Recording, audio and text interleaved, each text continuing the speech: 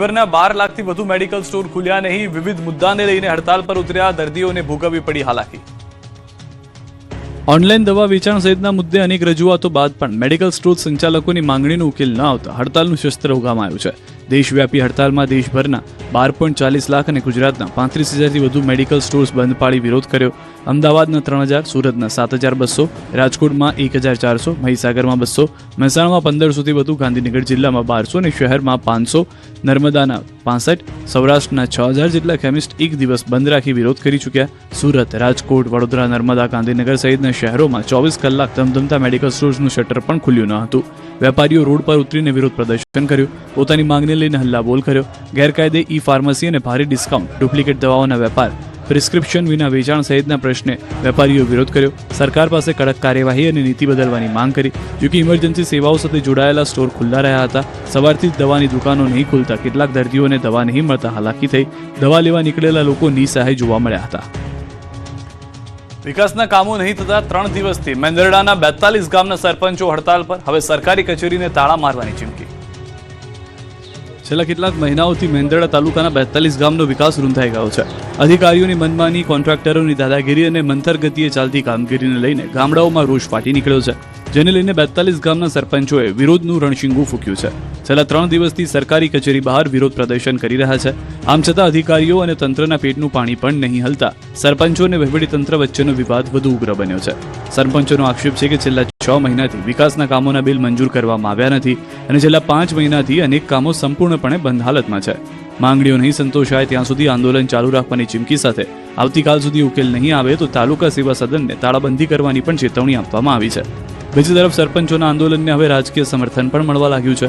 કોંગ્રેસના પ્રદેશ નેતા કરસન બાપુ ભાદરકા આંદોલન સ્થળે પહોંચ્યા અને સરપંચો સાથે ચર્ચા કરી। તેમણે સરકાર અને વહીવટીતંત્ર પર નિષ્ફળતાના આક્ષેપો કર્યા। હજુ પણ અન્ય ગામના સરપંચો પણ આ આંદોલનમાં જોડાશે તેવી ચીમકી ઉચ્ચારી છે।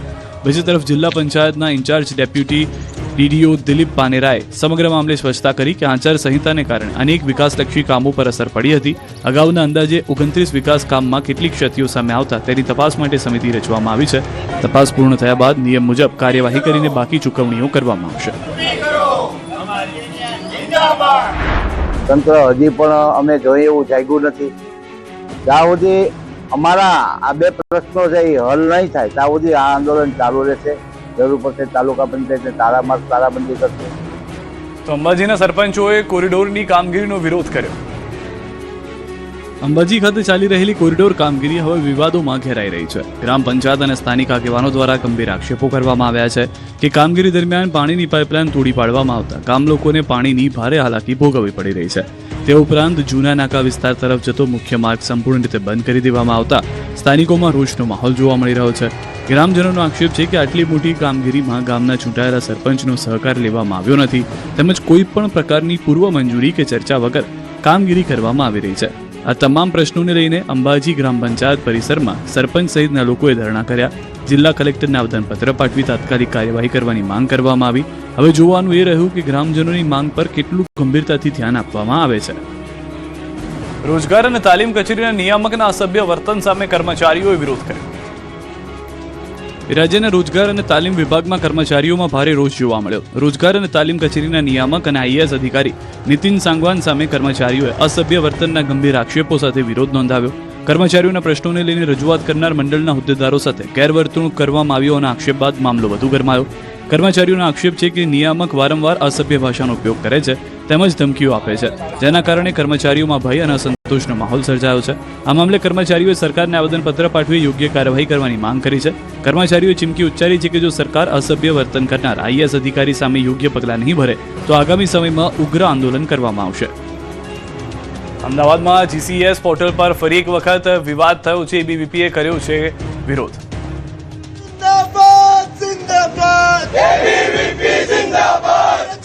અમદાવાદમાં જીસીએસ પોર્ટલ ફરીકવાર વિવાદના વમળમાં ફસાયું છે। એડમિશન પ્રક્રિયામાં સતત આવી રહેલી ટેકનિકલ ખામીઓને કારણે હજારો વિદ્યાર્થીઓ ભારે મુશ્કેલીનો સામનો કરી રહ્યા છે, જેને લઈને વિદ્યાર્થી સંગઠન એબીવીપી દ્વારા ઉગ્ર વિરોધ પ્રદર્શન કરવામાં આવ્યું। એબીવીપીના કાર્યકર્તાઓએ જીકાસ પોર્ટલની ખામીઓ સામે આક્રોશ વ્યક્ત કરતા ભારે સૂત્રોચ્ચાર કર્યા. અગાઉ પણ વિદ્યાર્થીઓની સુવિધાને ધ્યાનમાં રાખીને જીકાસ પોર્ટલથી પ્રવેશ પ્રક્રિયા ન કરવા માટે સંગઠન દ્વારા ઉગ્ર માંગ કરવામાં આવી હતી. હવે જ્યારે નવું શૈક્ષણિક સત્ર શરૂ થવા પર છે ત્યારે પોર્ટલની આ ટેકનિકલ ખામીઓએ તંત્રની પોલ ખોલી નાખી છે. મોટી સંખ્યામાં એબીવીપી કાર્યકર્તાઓ એકત્ર થઈને બેનરો સાથે સૂત્રોચ્ચાર કર્યા હતા. હિંમતનગર શહેરી વિકાસ સત્તામંડળનું તાત્કાલિક વિસર્જન કરાયું, ખેડૂતોના આંદોલનનો વિજય. સાબરકાંઠાના હિંમતનગર શહેરી વિકાસ સત્તામંડળ એટલે કે હુડાનું સરકાર દ્વારા તાત્કાલિક વિસર્જન કરવામાં આવ્યું. આ સત્તામંડળનું અસ્તિત્વ બિનજરૂરી જણાતા સરકારે કાયદાની કલમો હેઠળ તેનો અમલ પાછો ખેંચી લીધો. હુડાને રદ કરવા માટે સ્થાનિક ખેડૂતોએ 100 દિવસ સુધી લાંબુ આંદોલન ચલાવ્યું હતું.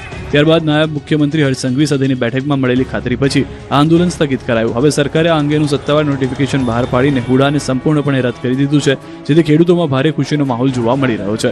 100 દિવસનું આંદોલન સફળ રહ્યું છે અને ખેડૂતોનો વિજય થયો છે. નોંધનીય છે કે હિંમતનગર આસપાસના 11 ગામને હુડામાં સમાવવા અંગેનો સપ્ટેમ્બર 2025માં ડ્રાફ્ટ રજૂ કરવામાં આવ્યો છે. કોઈપણ વિસ્તારને અર્બન ઓથોરિટીમાં સમાવવામાં આવે તો તેનો વિકાસ જેમ કે રોડ, રસ્તા, ગટર કે બાગ બગીચા કે અન્ય કોઈ પ્રવૃત્તિ માટે સરકાર દરેક પાસેથી 40% જમીન કપાત લે છે. કપાતમાં જતી 40% જમીન અંગે ખેડૂતો વિરોધ કરી રહ્યા હતા. ગોધરા અમદાવાદ હાઈવે પર જોવા મળ્યો રફતારનો કહેર. લોખંડની એંગલો ભરીને બેફામ ટ્રેક્ટર ચાલક ગફલત રીતે રોડ ક્રોસ કરી રહ્યો હોય ત્યારે જ પાછળથી પૂરપાટ આવતું છોટા હાથી ટ્રેક્ટરની પાછળના ભાગે ધડાકાભેર અથડાયું અને રોડ મોતની ચિચિયારીઓથી ગુંજી ઉઠ્યો. રોડ પર રફતારના કહેરના દ્રશ્યો પંચમહાલના ગોધરા અમદાવાદ હાઈવેના વાવડી ખુર્દ પાસેના છે, જ્યાં લોખંડની એંગલો ભરી જતા ટ્રેક્ટર ચાલક ગફલત ભરી રીતે રોડ ક્રોસ કરી રહ્યો હતો. તે દરમિયાન પૂર ઝડપે પસાર થઈ રહેલા છોટા હાથી ટ્રેક્ટરના પાછળના ભાગે ધડાકાભેર અથડાય છે. ખતરનાક ટક્કરમાં 25 વર્ષીય યુવકનું ઘટના સ્થળે જ મોત થાય છે, જ્યારે 19 વર્ષીય યુવક ઘાયલ થયો, જેને વડોદરા રિફર કરવામાં આવ્યો. હોટલના આર્થિક ફાયદા માટે નેશનલ હાઈવેનું ડિવાઈડર તોડી રસ્તો કરવામાં આવતા વારંવાર જીવલેણ અકસ્માતો થતા હોવાના આક્ષેપ છે. રાજકોટના મોરબી રોડ પર લુખ્ખાઓનો આતંક. જાહેર રોડ પર પરિવારની કાર આંતરી કર્યો હુમલો. 2 કારમાં આવેલા શખ્સોએ ધોકાથી કર્યો હુમલો. અમદાવાદના અને ગાંધીનગરમાં ફરજ બજાવતા અધિકારીઓ પર હુમલો.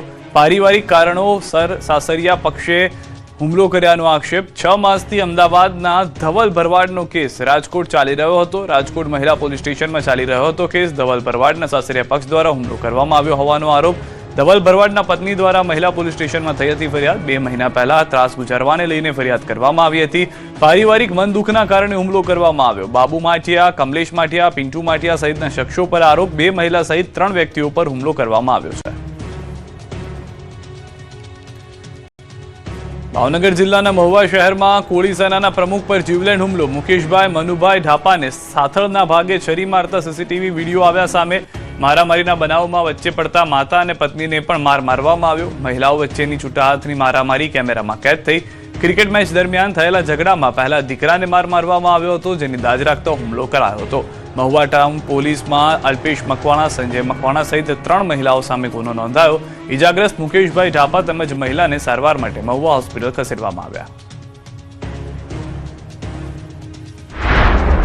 અમદાવાદમાં જ્વેલર્સની દુકાનમાં ચોરીની ઘટના બની. નારણપુરામાં આવેલી એક સોનીની દુકાનમાં શખ્સ ઘૂસ્યો હતો અને દુકાનમાં ચોરી કરી 1.5 લાખના કડાની ચોરી કરી ફરાર થઈ ગયો. અમદાવાદમાં નકલી પીએસઆઈનો ભાંડો ફૂટ્યો છે. નવરંગપુરામાં ક્રાઇમ બ્રાન્ચના પીએસઆઈની ઓળખ આપી યુવતીને ડેટિંગ એપથી ફસાવી હતી. યુવતી પાસેથી 80,000 પડાવ્યા હતા. ક્રાઇમ બ્રાન્ચે આરોપીની ધરપકડ કરી. આ તરફ રાજકોટમાં ફરી એકવાર સ્ટંટબાજો બેફામ બન્યા. સોશિયલ મીડિયામાં સસ્તી પ્રસિદ્ધિ મેળવવા માટે યુવકે બાઇકમાં સુધા સ્ટંટ કર્યા. જામનગર રોડ પર યુવકે પોતાના અને અન્ય વાહન ચાલકોના જીવ જોખમમાં મૂક્યા. અમદાવાદમાં રાજ્યના ઇન્ચાર્જ ડીજીપીએ પોતાના નિવાસ સ્થાનેથી ગાંધીનગર પોલીસ ભવન સુધી મેટ્રો ટ્રેન મારફતે મુસાફરી કરી, જેમાં તેઓ રાણીપથી મેટ્રોમાં બેસીને ગાંધીનગર પહોંચ્યા. વડોદરા રેલવેએ મોટી માત્રામાં ગાંજાનો જથ્થો ઝડપી પાડ્યો. ટ્રેનના એન્જિન પાસે આવેલા કોચમાં છુપાવ્યો હતો જથ્થો. કોચમાં શૌચાલયની અંદર તપાસ કરતા 57.910 કિલો ગાંજો મળ્યો. કુલ 28,95,500નો મુદ્દામાલ જપ્ત કર્યો. વન નેશન વન ઇલેક્શનને લઈને સંયુક્ત સંસદીય સમિતિની બેઠકના બીજા દિવસે મુખ્યમંત્રી ભૂપેન્દ્ર પટેલ, નાયબ મુખ્યમંત્રી હર્ષ સંઘવી, વિધાનસભા અધ્યક્ષ શંકર ચૌધરી સહિતના નેતાઓ સાથે ચર્ચા કરી. સમિતિના સભ્યો સાથે વિવિધ રાજકીય પક્ષોના નેતાઓ પણ હાજર રહ્યા. કોંગ્રેસે વન નેશન વન ઇલેક્શન બિલનો કર્યો વિરોધ, તો પ્રદેશ ભાજપના પ્રવક્તા અનિલ પટેલે કોંગ્રેસનો વિરોધ ખોટો ગણાવ્યો. વન નેશન વન ઇલેક્શનની બેઠકને લઈને વાતચીત થઈ. વડોદરાની ગોત્રી જીએમઈઆરએસ હોસ્પિટલની વધુ એક બેદરકારી સામે આવી. ભર બપોરે પંખો ફરતા દર્દી પર લટકી પડ્યો હતો. જો કે સારી વાત એ રહી કે દર્દી માંડ બચ્યા. વાયરના કારણે પંખો લટકી રહેતા દર્દી માંડ બચ્યા. રાજકોટ તુષાર સિંધવ નામના ભુવાએ આચર્યું દુષ્કર્મ. ખોખદાળ ગામ નજીક 40 વર્ષીય પરિણીતાને બેભાન કરી અનેકવાર દુષ્કર્મ આચર્યું. પરિણીતાને બેભાન કરી દુષ્કર્મ આચર્યું. હવસખોર ભુવાના ત્રાસથી પરિણીતાએ 2 વખત મકાન બદલ્યું, છતાં ત્રાસ યથાવત રહ્યો. ભુવાએ કારખાનેદાર અને તેની પત્નીને ધંધામાં સારું થઈ જશે તેવી લાલચ આપી વિધિ કરવાનું કહ્યું હતું. સુરેન્દ્રનગર શહેરમાં પોલીસ અને પીજીવીસીએલની ટીમે સંયુક્ત કોમ્બિંગ ડ્રાઈવ યોજી એક જ દિવસમાં 1.25 કરોડની વીજ ચોરી ઝડપી પાડી. શહેરના મિયાણાવાડ, લક્ષ્મીપરા, પોપટપરા અને કૃષ્ણનગર વિસ્તારમાં તપાસ કરાઈ. 125માંથી